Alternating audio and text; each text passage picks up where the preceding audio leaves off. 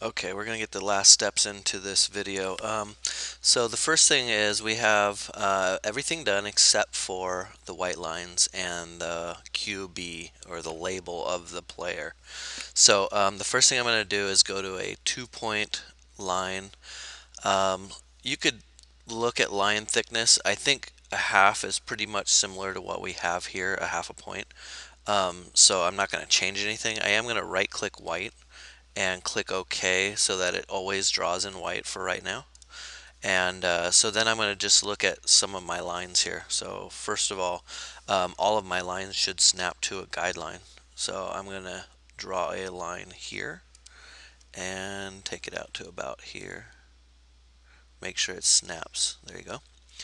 And I'm going to draw another line here. This one can go all the way through from the edge of the orange here to the edge of the orange here. And let's see, then I have one more here from there, and I'm going to bring it up to his arm somewhere about in the middle. That's kind of a stylistic change you can make. You don't just wherever you want to bring it to, somewhere in his body where it's appropriate to finish the line. And this last one here, and that I believe is it. Oh, one more. From the bottom left side down here up in somewhere in here, but it's going to be behind the letters from the quarterback anyway. So that's that step. That's done. Easy enough. The next step, I've already typed out in Arial Black the letters QB. They match pretty closely to the font that they used, so I'm going to go with that.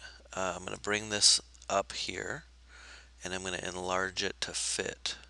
Now, notice it tucks back behind the gray here, so I'm going to make it a little bit larger on top. Now the order is going to be important. Okay, first of all, let's fill this with white, and the order is going to be behind the gray. So here's the gray shape, I believe, yeah. So these letters, where are they? Here. I can bring down behind the gray shape here. Okay, and you can see how it tucked behind there. That's perfect.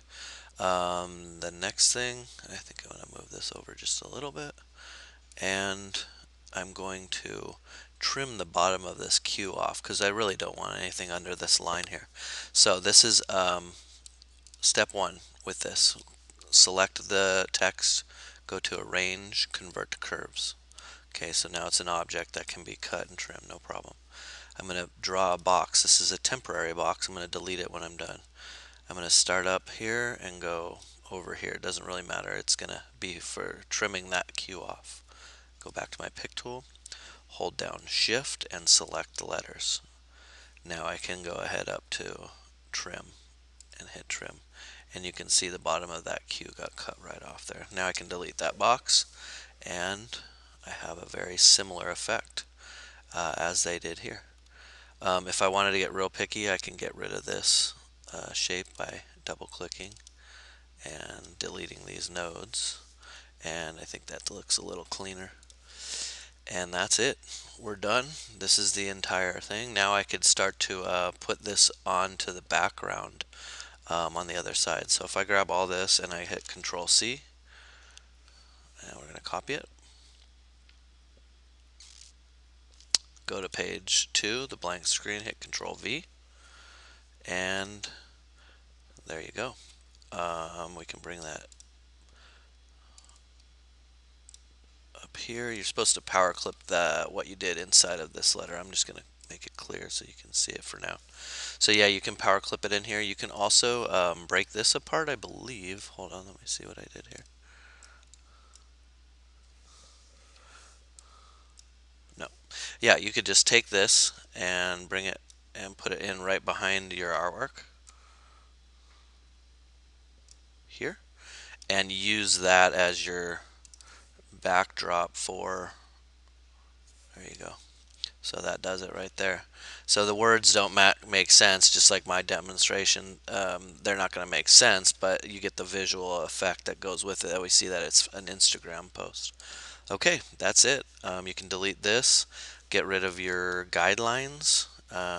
either turn them off or whatever you want to do, and file export as JPEG. Okay, and there it is.